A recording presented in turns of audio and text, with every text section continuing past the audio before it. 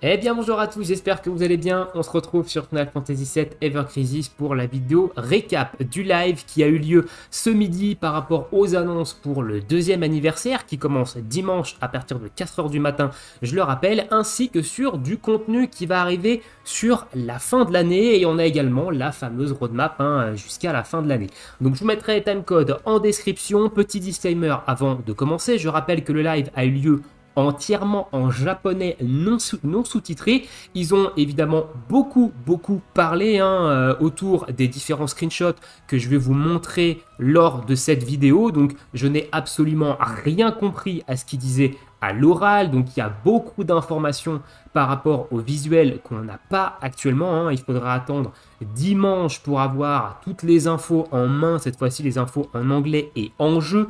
Donc il y a certaines choses qu'il faut quand même prendre avec des pincettes, je préfère le préciser, et je vais également pas trop m'étaler étant donné qu'il y a un flou au niveau information qu'on a par rapport au fait qu'il y a eu beaucoup de choses dites à l'oral et qu'on n'a pas forcément compris ce qui était dit à l'oral. Voilà un petit peu pour le petit disclaimer. Sur ce, on est parti et on va attaquer avec le deuxième anniversaire et notamment son thème. Donc le thème du deuxième anniversaire, j'en avais parlé d'ailleurs dans ma vidéo théorie sur les thèmes du deuxième anniversaire. Alors c'est pas du tout une invocation, mais c'est Advent Children. Alors est-ce que c'est un thème qui me hype ou pas?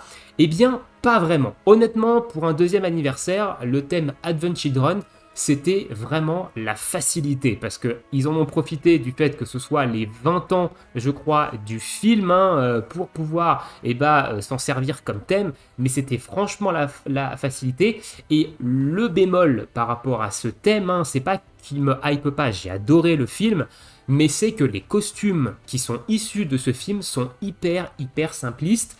Et du coup, ça fait pas très costume de deuxième anniversaire, honnêtement. Donc là-dessus, je suis un petit peu en demi-teinte au niveau du thème. Et je vais vous passer maintenant la vidéo de présentation du thème de ce deuxième anniversaire. Donc je vais couper le son du jeu et écoutez, on est parti. Alors je vais baisser un petit peu le son de la vidéo. Voilà, il n'y a pas vraiment besoin de mettre trop de son. Voilà, vidéo du coup sur le thème du deuxième anniversaire qui sera autour de Advent Children.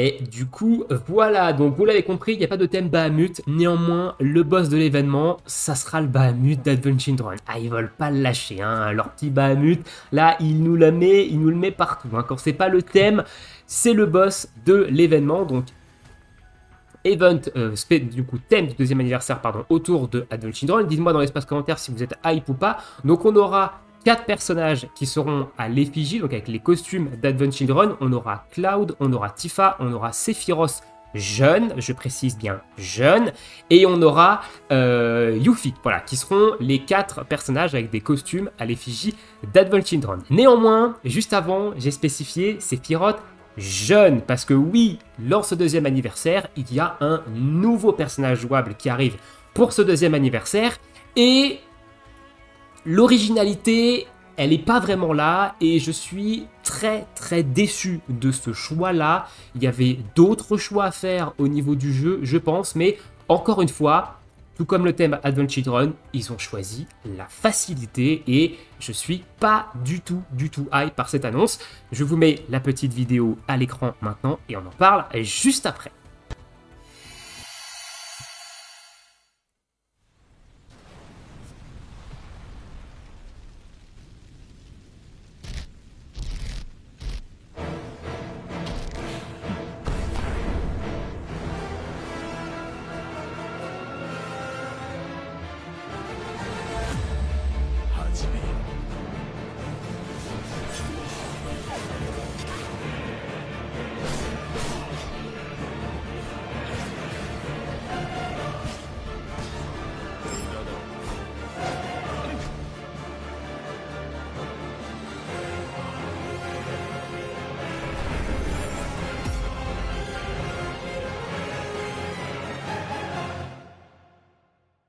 何度でも舞い戻ろう。 Et du coup, voilà, donc vous avez compris, Sephiroth adulte est donc le prochain nouveau personnage jouable. Il sort évidemment dimanche avec la célébration du 2e anniversaire. Je suis, comme j'ai dit, très déçu de ce choix-là. Pour moi, il y avait des choix bien plus intéressants à faire plutôt que de nous mettre un 2e Sephiroth au niveau du jeu. C'était vraiment le choix de la facilité, encore une fois. Donc vraiment assez déçu par ces 2 premières annonces de mon côté pour le 2e anniversaire. Partagez-moi votre ressenti dans l'espace commentaire, mais pour l'instant, je trouve que le 2e anniversaire, on est sur un mouais-mouais. Honnêtement, c'est pas non plus fifou.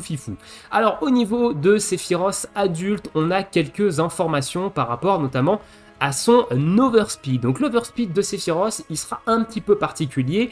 C'est un overspeed avec un rôle inconnu. Voilà, c'est le 4e rôle du jeu, rôle inconnu.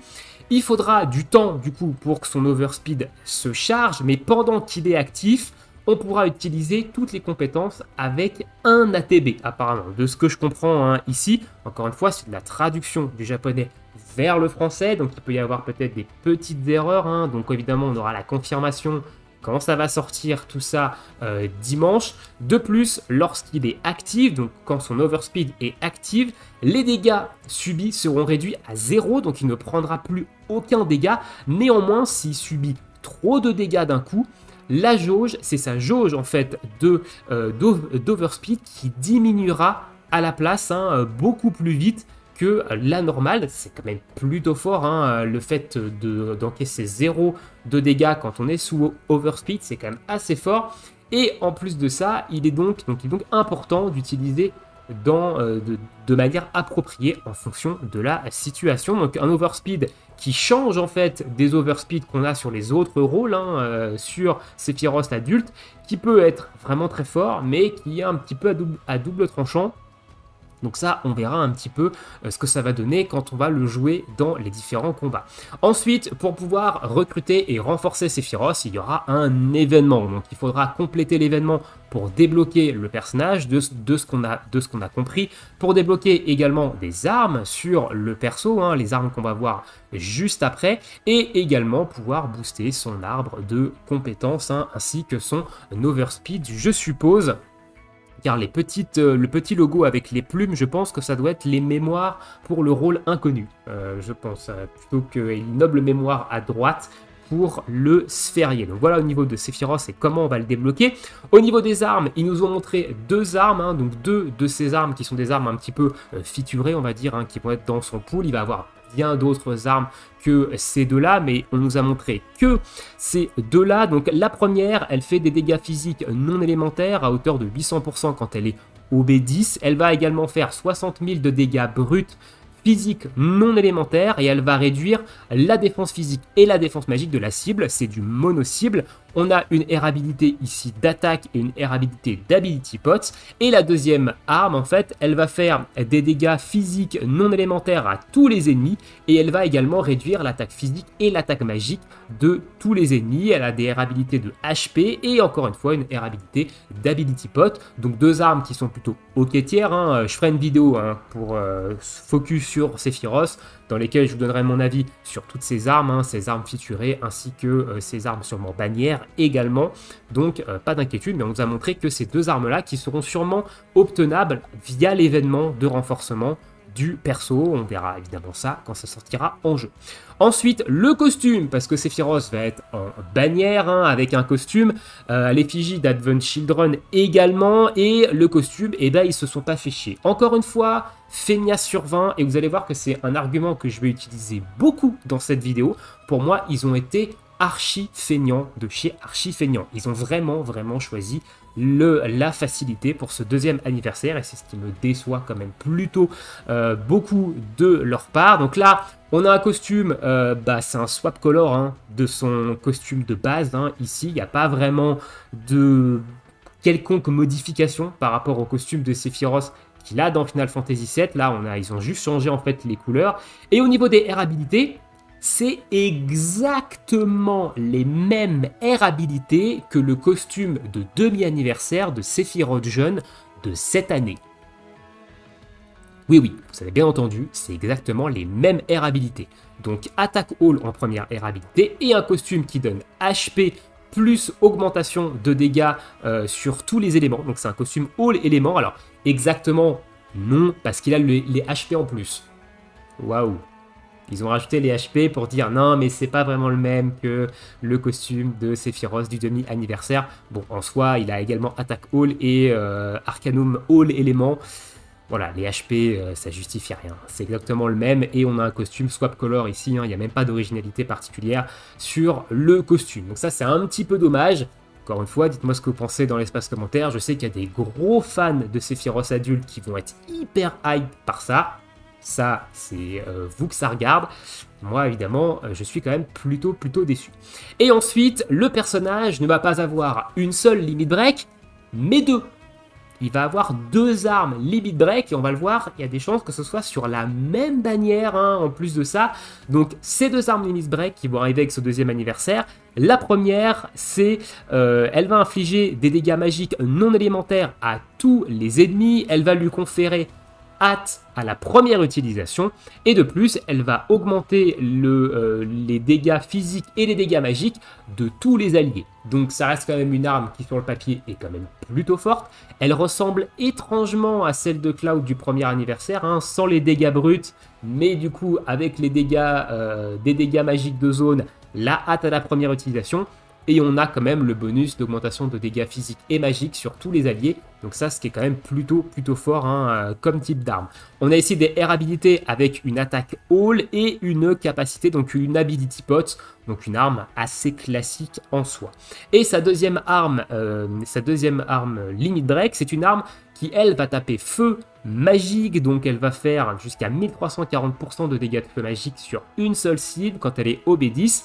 Et de plus, elle va conférer un bonus de dégâts de feu à tous les alliés. Donc vous allez avoir une augmentation des dégâts de feu sur tous vos alliés. Un peu ce que faisait la limit break de Lucia. Hein, qu'on a eu, enfin c'est exactement ce que fait la limit break de Lucia qu'on a eu au mois de juillet, je crois, si je me trompe pas. Sauf que Lucia, elle fait aussi Enfeeble, boost d'ATB, etc. Là, on a juste des dégâts magiques et une augmentation de dégâts de feu sur tous les alliés. On a également une M-Attack All et une augmentation des dégâts de feu. Voilà, donc des R habilités quand même plutôt classiques, hein, ici. Donc ce sont les deux armes limit break qui vont être pour Sephiroth adulte lors de ce deuxième anniversaire. On en a fini avec Sephiroth adulte, on va maintenant passer à Cloud, du coup Advent Children, hein, qui sera la première bannière de ce deuxième anniversaire avec Sephiroth adulte. Donc au niveau de son costume, c'est un costume également très classique, ils n'ont pas pris de risque, hein, ici. On a un costume dernier direct, ça veut dire Reprieve, donc la première air habilité c'est le Reprieve, et la deuxième air habilité c'est exactement la même air habilité que le costume de Sephiroth, c'est augmentation des HP et un Arcanum All. Ils se sont vraiment pas foulés, hein. Honnêtement, vraiment. Néanmoins, son arme, elle est très intéressante. Et son arme, honnêtement, ça va le booster beaucoup parce qu'elle est vraiment forte. Elle va infliger des dégâts physiques non élémentaires à une seule cible. Elle va le booster en attaque physique et en attaque magique. Et s'il a 50% de PV ou plus, il va également gagner un Exploit Weakness. Donc c'est très fort. C'est une arme qui va aller dans littéralement tous les builds de Cloud. Hein, l'augmentation attaque physique, attaque magique sur lui-même, et en plus de ça, le Weakness Exploit, ça va vraiment faire exploser en termes de dégâts tous les builds du perso. En air habilité, elle va avoir attaque, all et le boost d'Ability Pot, mais honnêtement, l'arme, elle est vraiment très intéressante et elle va pouvoir être jouée, comme j'ai dit, dans tous les builds de Cloud. Donc ça, c'est pour Cloud. Advent Children. Au niveau des armes ultimes maintenant, donc l'arme ultime de Cloud et celle de Sephiroth adulte. Et oui, on n'en a pas qu'une seule pour ce mois de septembre, on en a deux. Hein. Je rappelle qu'une petite arme ultime, c'est 90 000 cristaux. Ça vous va? Donc là, si vous voulez les deux armes ultimes et que vous allez à la pity sur les deux armes ultimes, on parle de 180 000 cristaux. C'est bon? Ça vous va ou pas? Moi, ça me va pas. Et après... ça, c'est chacun voit comme il veut. Alors, l'arme ultime de Cloud, c'est pas dernière arme. Déjà, je suis quand même assez déçu qu'ils aient pas utilisé dernière arme ici. C'est Ragnarok. Donc, c'est une arme qui va pouvoir être utilisée 2 fois, qui va faire des dégâts physiques magiques non élémentaires sur une seule cible et qui va conférer amplification de capacité physique et magique à l'utilisateur. Donc je rappelle, amplification de capacité, c'est ce que fait l'arme ultime de Vincent, par exemple. Donc ça augmente les dégâts de la prochaine attaque physique et de la prochaine attaque magique de l'utilisateur. Et de plus, ça va donner plus 3 d'ATB à tous les alliés. Donc ça, c'est comme l'arme ultime de Iris, qui donne 3 d'ATB à tous les alliés, donc 2 fois. C'est un peu la même ici, un peu la même chose que Princess Guardian. D'ailleurs, je crois qu'ils ont parlé dans le live, ils faisaient la comparaison avec l'arme d'Iris. C'est un truc que j'ai rapidement compris.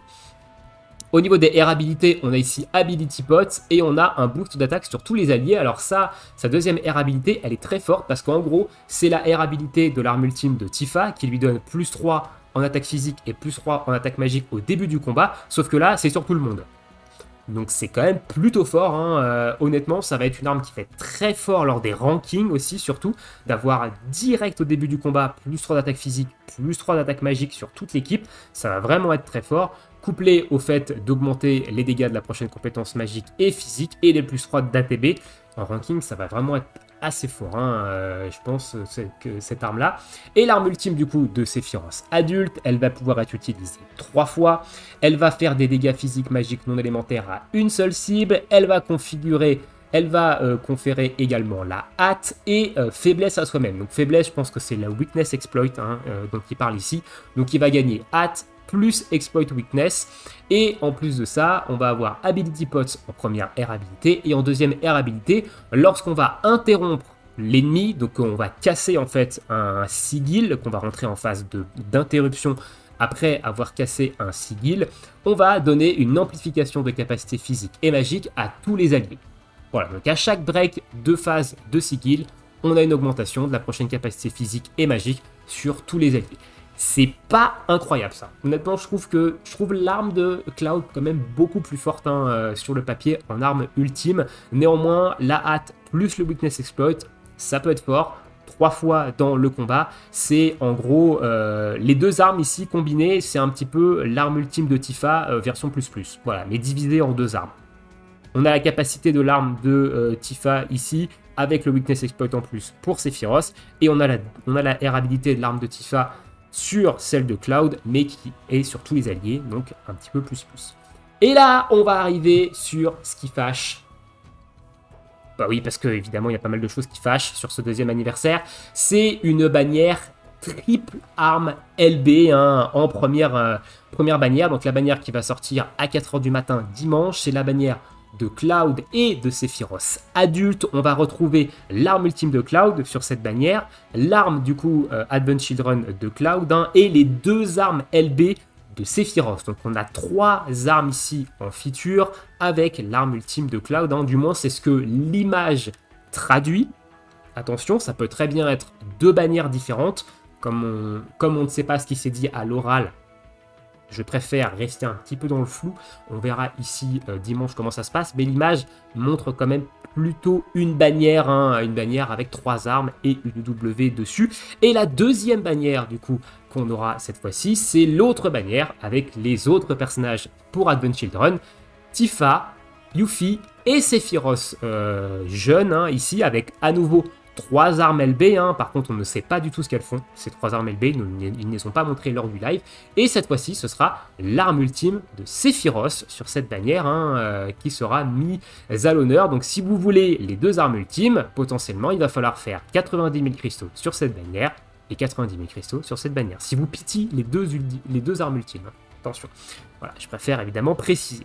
Voilà au niveau de la première partie. Donc ça, c'était la première heure de live. Ce que je vous ai montré là, c'est quasiment les 50 premières minutes de live, et on est déjà à 19 minutes de vidéo. J'ai quand même pas mal blablaté, mais on va essayer d'accélérer maintenant pour la suite. Donc ensuite, ils nous ont présenté la nouvelle mécanique qui va arriver avec le deuxième anniversaire, qui est honnêtement très sympa. C'est le système de Memoria. Oula, j'ai pas recalé l'image. Donc le système de Memoria, qui est la nouvelle mécanique, le nouvel équipement en fait du jeu. Ça va être un équipement qui va être équipé sur votre équipe, donc vous allez équiper une Memoria sur l'équipe, et en fonction du combat que vous allez faire, vous allez avoir des bonus en fait grâce à cette Memoria. Donc vous allez avoir une augmentation de stats sur votre équipe, hein. On voit un petit peu l'image un petit peu plus en grand ici, c'est pareil, j'ai oublié de la recadrer. Mais du coup, on va avoir une augmentation de stats sur toute votre équipe et on va également avoir des bonus en plus, donc des capacités en plus. Ici, on voit que ça va nous augmenter notre ATB et ça va également nous faire des bonus de dégâts en fonction du type d'ennemi. Et c'est ça que j'ai trouvé intéressant, c'est qu'ils ont rajouté également des types d'ennemis sur les différents ennemis. Ils ont rajouté des types, par exemple là on voit que c'est un ennemi vol, ailé, et le dernier on le distingue de pas trop. Mais voilà, donc chaque ennemi maintenant a différents types et du coup il va falloir équiper la bonne Memoria en fonction des types d'ennemis que vous allez affronter pour avoir les bonus de la Memoria. Pour l'instant, je crois qu'on ne sait pas du tout comment on obtient ces Memoria. Est-ce que ce sera via des invocations? Est-ce que ce sera complètement free-to-play ou pas? On n'en sait actuellement rien. Donc, on espère que ce sera free-to-play. Mais en tout cas, la mécanique sur le papier, je la trouve plutôt intéressante. Et c'est honnêtement l'un des seuls bons points de ces 2 ans. Ensuite, nouvelle info, augmentation du level cap des personnages au niveau 100 et ajout de nouveaux niveaux dans les tours Colosseum, donc ça c'est plutôt cool. D'ailleurs, nouveau personnage qui arrive avec Sephiroth adulte, ce qui veut dire également nouvelle tour, ou alors ils vont le rajouter sur une des tours existantes. On verra, peut-être une nouvelle tour ou pas, mais du coup ça fait des récompenses en plus, puis ça fait surtout du grind de level à faire en plus, donc il faut garder un petit peu de stamina de côté à ce niveau-là. Donc ça, bon, ça pour moi c'est pas un truc qu'on met lors des 2 ans, c'est un truc qu'on peut mettre n'importe quand dans l'année, donc c'est pas vraiment un truc fifou dingue pour un anniversaire, c'est juste un petit plus. Un événement avec une tour, avec notamment 50 combats qui vont nous permettre de récupérer, on voit ici des mithril raffinés, des mithril or, des matérias 5 étoiles, et on a également le petit ticket ici de LB, je crois, de choix de LB. Donc on verra un petit peu ce que ça propose en termes de difficulté, ce combat-là. Quelques petits ajustements ensuite qui sont prévus, notamment ils comptent ajuster la quantité d'Astro-Wind lâchée par les ennemis rares dans le haut vent. On va également avoir un ajout qui va nous permettre d'utiliser les tickets d'invocation par 100. Voilà, donc on va pouvoir faire des multis de 10, mais des multis de 100 également tickets. Donc c'est plutôt intéressant parce qu'on a beaucoup de tickets, certains en conservent énormément, et quand il faut les invoquer, c'est long. Donc là on va pouvoir faire des invocations par 100 sur les tickets. Donc ça c'est plutôt cool, et certaines missions pour débloquer les limit break ont été modifiées également, et on a également quelque chose qui va arriver en octobre, c'est ajout d'une fonctionnalité qui permet d'ignorer les batailles dans certaines quêtes avec un nombre limité de tentatives, comme les quêtes de renforcement de haut niveau. Donc on aura un skip, voilà, en gros. Donc par exemple, on peut penser à la Premium Quest qui sont fait maintenant en une fois, et bien potentiellement on pourra skip le combat. Donc on n'aura même plus besoin de faire le combat, donc arriver de cette fonctionnalité skip pour encore moins jouer. Voilà, encore moins jouer sur le jeu.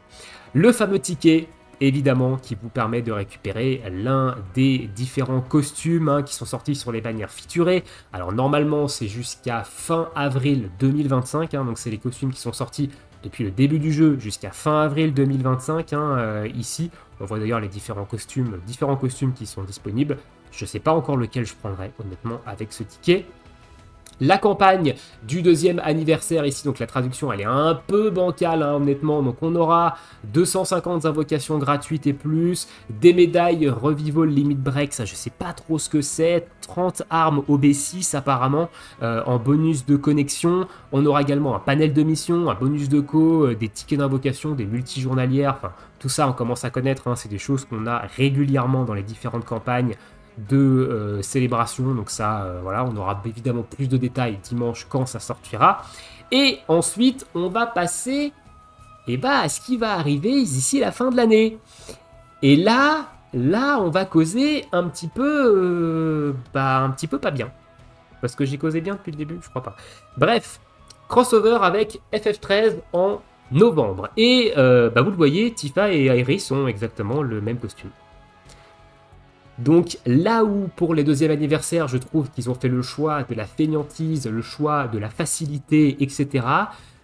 Pour le crossover FF13, on a encore augmenté d'un niveau en fainéantise, c'est que maintenant, on ne fait même plus des costumes différents pour deux personnages, on leur donne le même costume. Alors, est-ce que ce sera des costumes différents du coup sur les deux persos, ou est-ce que ce sera un même costume qu'on pourra équiper sur les deux persos? Moi, je pense que ce sera deux costumes différents, mais là, voilà, bon, dites-moi ce que vous pensez de ça, mais moi, alors FF13, j'ai absolument pas fait le jeu, ça me hype, mais alors absolument pas, je sais qu'il y en a qui kiffent ça, et du coup qui sont hype, mais là, je voulais juste souligner le fait qu'on ait les deux mêmes costumes, hein, enfin le même costume pour Tifa et Aerys, et bizarrement, c'est encore Tifa et Aerys hein, à ce niveau-là. Nouvelle mécanique également qui va arriver en novembre. Normalement, c'est la fonctionnalité des mouvements ennemis. Donc nous développons actuellement une fonctionnalité qui vous permettra de définir les capacités des ennemis de la même manière que LB et Invocation. Il sera disponible lors de certains événements. Donc en fait, lors de certains événements, au lieu de mettre une limit break ou une invocation, on pourra mettre en fait une compétence d'un ennemi qu'on aura affronté. Voilà, donc ça pourra... Honnêtement, ça peut être sympa à voir comment ça peut être, à voir comment ça va être amené, mais ça peut être cool, ça peut donner un petit peu plus de diversité au niveau des builds, donc à voir un petit peu ce que ça va être. On n'a pas encore plus d'infos là-dessus, mais pourquoi pas. Et on finit avec la roadmap, et vous voyez qu'en décembre, il y a une nouvelle collab encore avec Nier. Donc là, on va enchaîner 2 mois de célébration des 2 ans avec, comme je vous ai montré, très certainement deux bannières avec 3 limit break dessus. En novembre, on a BIM, un crossover avec FF13. Et en décembre, BIM, un crossover avec Nier Automata. Est-ce que vous voulez plus de bannières limitées? Parce que là, ça va être dur de faire plus. Est-ce que j'ai été un peu salé? Est-ce que vous ressentez vraiment le sel que j'ai là dans cette vidéo, là dans ma voix, par rapport aux annonces de ce 2e anniversaire, qui pour moi sont vraiment pas du tout à la hauteur. Alors j'en attendais rien de spécial et je suis quand même déçu. Voilà, comme on dit, parce que là, on est quand même assassiné depuis le début de l'année de bannières limitées. Ça devient très compliqué de suivre un petit peu. Alors même si on y arrive, hein, on doit quand même faire des choix, on doit skip énormément de choses. Et là, ça va être encore pire. Ça va être encore pire sur cette fin d'année avec double crossover d'affilée, les 2 ans, etc. Donc je trouve qu'on est un petit peu asphyxié par les bannières limitées, hein, honnêtement. Et on aura également en octobre, j'en ai pas parlé, mais la fin de l'épisode 2 de The First Soldier. Voilà, l'histoire de l'épisode 2 de The First Soldier se conclut en octobre, hein, du coup. Et on a Titan X3 qui vient ici en octobre. Alors, on ne sait pas pourquoi. Qu'est-ce que Titan X3 vient faire ici? Est-ce que le sphérié de l'invocation va être amélioré? Est-ce qu'on va pouvoir passer le niveau de l'invocation niveau 15 ou pas? Ou est-ce que c'est juste un combat comme ça, histoire de dire, voilà, Titan X3 en octobre? Pourquoi pas, écoutez, voilà, bon. Bref, vous avez compris, voilà un petit peu tout le récap hein, de 2 heures de live à peu près. J'ai essayé d'être concis, j'ai essayé de pas trop m'étaler, mais malheureusement il y avait des choses à dire et je suis pas très hype honnêtement par ce 2e anniversaire. Globalement, je suis un petit peu déçu de tout ce qui a été fait, des choix qui ont été faits justement par l'équipe de développement, le choix de la facilité, hein, pour moi, de la fainéantise aussi. Donc je suis un petit peu déçu. Néanmoins, on va continuer à jouer au jeu. Hein, attention, on va voir un petit peu tout ce que va nous proposer cette fin d'année, parce qu'évidemment, on a les grandes lignes. Hein. Ici, on n'a pas tout le détail. Donc on va voir un petit peu tout ce que ça va proposer en termes de cadeaux, en termes de tout. Voilà, donc dites-moi dans l'espace commentaire, vous, qu'est-ce que vous pensez de tout ça? Est-ce qu'Advent Children, ça vous hype de zinzin? Est-ce que Sephiroth adulte, vous êtes comme un fou dingue, comme un gamin le matin de Noël et vous allez kiffer votre 2e anniversaire? Est-ce que FF13, vous kiffez? Est-ce que Nier Automata, vous kiffez également? Dites-moi tout ça dans l'espace commentaire. Ou au contraire, est-ce que vous êtes comme moi, vous êtes vraiment en demi-teinte? Vous n'êtes pas... Voilà, vous n'êtes pas vraiment hype, hein, vous allez continuer à jouer parce que vous aimez le jeu quand même, mais tout ça ne vous hype pas non plus de zinzin. Je vous laisse ici, je vous souhaite à tous une très bonne journée, une très bonne soirée, bon jeu et à bientôt. Ciao ciao, dernière petite chose avant que je vous quitte, les cadeaux. Pensez à aller récupérer les petits cadeaux dans la boîte cadeau. Hein. Ils nous ont offert quelques petits trucs, notamment 5000 cristaux. Alors pourquoi 5000 et pas 6000? Pourquoi pas 2 multi, hein? Pourquoi vous arrêtez à 5000? Voilà, donc récupérer évidemment tout ça, ça fait toujours plaisir. Et sur ce, ciao ciao.